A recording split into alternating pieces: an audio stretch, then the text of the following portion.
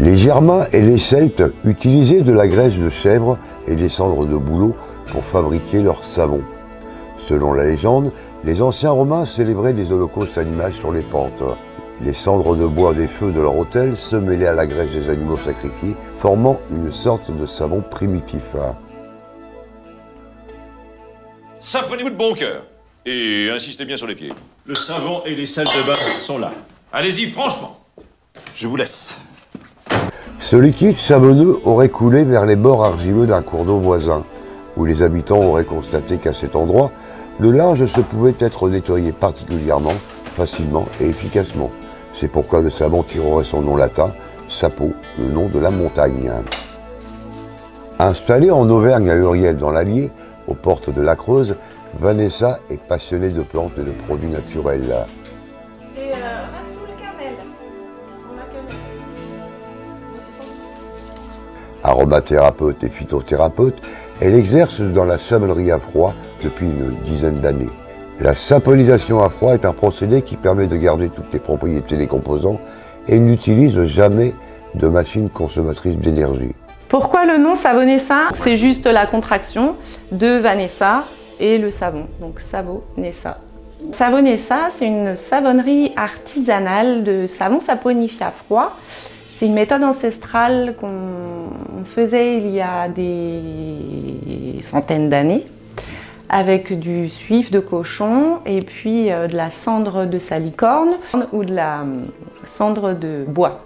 Aujourd'hui, je reprends la même méthode en utilisant de l'huile de coco pour la mousse et du beurre de karité pour l'hydratation, ainsi que des huiles végétales, des poudres de plantes et des minéraux.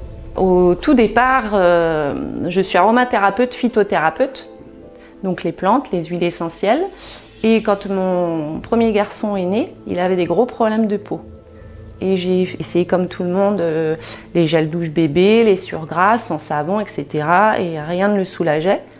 Et un jour, j'ai retourné l'étiquette d'un gel douche et j'ai étudié la composition. Et en fait, j'ai vu qu'il y avait beaucoup de pétrole. Et donc, j'ai cherché une alternative pour essayer de le laver plus sainement. Et je suis tombée dans la marmite du savon saponifié à froid. Et ça fait 10 ans que ça dure. Et il y a 2 ans et demi, j'ai décidé de lancer donc, ma propre marque à tout public. J'ai fait fondre mes huiles. Donc, ah ok. Et ça, c'est tout le... Voilà, donc ça et ça. Donc là, c'est ma base de savon. Beurre de karité. Ah, ça sent bien ça. Huile de coco, eau et soude. C'est ce mélange-là des 4 qui fera le savon en saponifiant. J'ai fait fondre mes huiles. Ces savons sont fabriqués dans le respect de l'environnement de la peau, entièrement à la main. J'incorpore mon mélange alcalin dans mon huile et je vais commencer de mélanger.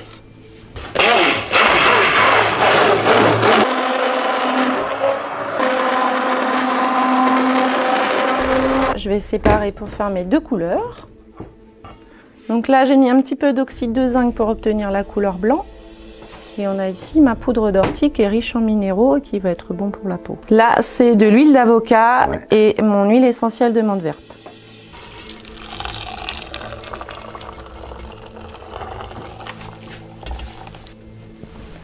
Pourquoi tu as séparé en 2? Pour avoir 2 couleurs différentes. D'accord. Parce que après, je vais mélanger jusqu'à mon point de trace. Oui. Une fois que mon point de trace est obtenu, je vais pouvoir couler. Et il faut quand même aller assez vite.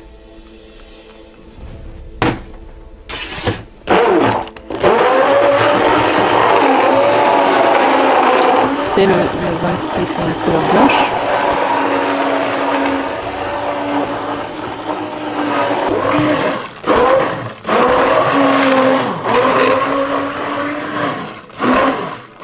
Je compare souvent la pâtisserie.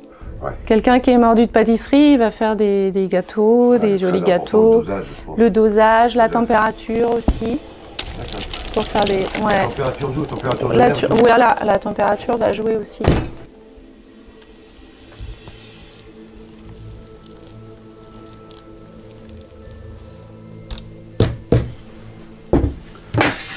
Un gâteau aux orties. De la recette à l'emballage, d'où une production en petite quantité. Quasiment tous les jours, je fabrique de sorte à avoir une cinquantaine de savons qui sèchent en permanence de chaque référence. C'est ce qui sèche sur l'étagère? Donc voilà, il va y en avoir quelques-uns de près, j'emballe. Une fois que mes savons sont emballés, tout de suite je vais refabriquer une cinquantaine de savons à sécher en fait en permanence. Et ceux-là donc ne sont pas prêts à l'avance? Il y en a certains, oui, à emballer demain. Comment on reconnaît que c'est prêt à l'avance? Alors, tout ça, pH, voilà, vous avez donc le mois de séchage. Donc, ouais. La réglementation cosmétique fait qu'on attribue un numéro de lot, on note la date, on fait une fiche de fabrication. Donc, je sais quel savon à quelle date a été fabriqué. Donc, au bout d'un mois, je vais le tester. Donc, vous avez le test voilà, de pH, ainsi que le poids. On contrôle le poids, l'aspect, l'odeur. Et si le savon répond à tous ces critères, je peux emballer.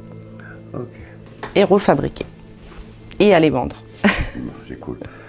Et ceux-là, ils sont pas prêts, ceux-là encore? Ceux-ci, je les ai faits cet après-midi. Ah, ils viennent d'être faits? Ouais, ils viennent que d'être faits. Tous les savons sont saponifiés à froid. Ils contiennent du beurre de karité et huile de coco issus de l'agriculture biologique.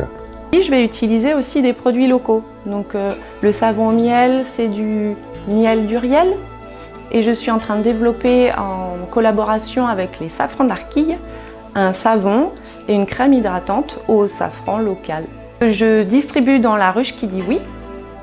J'ai un site internet et puis plusieurs points de vente sur Montluçon, alentour, jusqu'à Thiers, Saint-Amand-Montrond et la Corrèze.